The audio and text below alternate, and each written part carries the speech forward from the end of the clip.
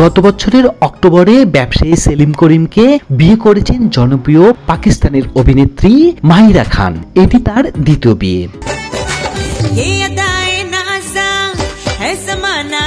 এর আগে 2007 সালে আলী আকসারির সঙ্গে বিবাহ বন্ধনে আবদ্ধ হয়েছিলেন মাহিরা, কিন্তু দুর্ভাগ্যবশত 8 বছর পর 2015 সালে আলাদা হয়ে যায় তাদের দুজনের পথ। জীবনে সব অতীত ভুলে ফের বিবাহ বন্ধনে আবদ্ধ হয়েছেন মাহিরা। দ্বিতীয় বিয়ে নিয়ে অভিনেত্রী জানিয়েছেন, প্রথম সংসারে আলী আকসারি ঔষধের পুত্র সন্তান জন্ম দেন মাহিরা। সাক্ষাৎকারে অভিনেত্রী জানিয়েছেন, তিনি নিজে চেয়েছিলেন সন্তানকে নিয়ে দ্বিতীয় বিয়ের আসরে হাজির হতে।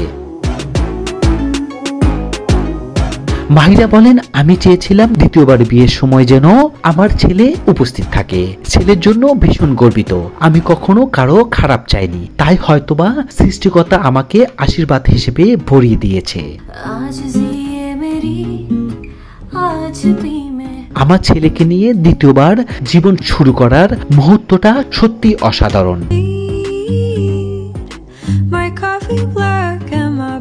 2023 সালে অক্টোবরের পাকিস্তানের মুরিতে ডেস্টিনেশন ওয়েডিংস হেরেছেন মাহিয়া খান ও সেলিম করিম। রাজকীয় বিয়ের আসরে বসেছিল পার্ক কন্টিনেন্টাল হোটেল বুরবানে। বিয়ের দিন প্যালেস্ট রঙের লেহেঙ্গা পরেছিলেন মাহিরা, সেলিম পরেছিলেন ব্লেজার এবং নীল রঙের পাগড়ি। মাহিরা খান is a film icon who never has a day off. সেলিমের সঙ্গে দীর্ঘদিনের সম্পর্ক ছিল মাহিরার। অভিনেত্রীর স্বামী করাচির একটি জনপ্রিয় স্টাক অ্যাপের প্রধান নির্বাহী কর্মকর্তা। মাহিরা খান পাকিস্তানের জনপ্রিয় অভিনেত্রী। শাহরুখ খানের বিপরীতে রোহিত সিনেমার অভিনয়ের পর ভারতীয় তিনি জনপ্রিয়তা পান, তবে রাজনৈতিক কারণে পরে আর বলিউডে সিনেমায় দেখা যায়নি তাকে।